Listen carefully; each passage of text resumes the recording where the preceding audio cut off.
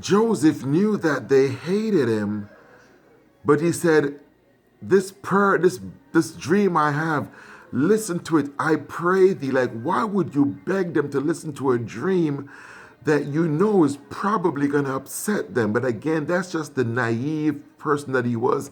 Or maybe he just wasn't afraid to proclaim boldly before everyone that I have a dream, and I don't care what you think about it. I don't care how you feel about it.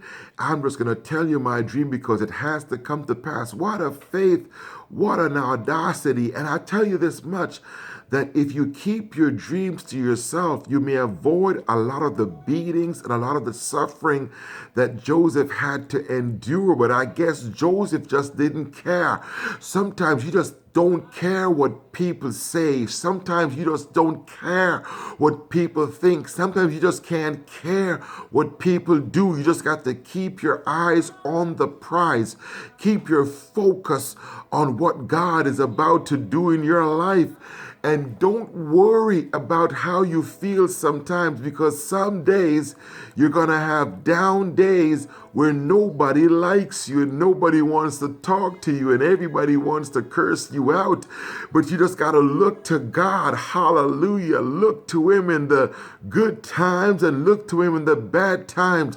And that wasn't the only problem. But then Joseph had another dream.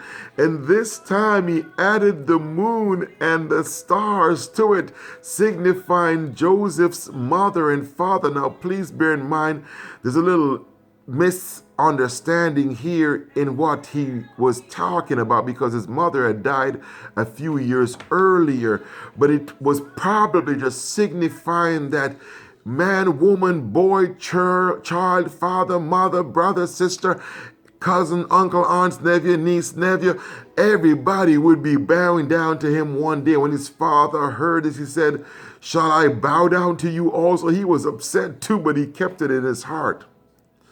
There are things about yourself and about your children when you see and hear it, and it may take you the wrong way, but keep it in your heart.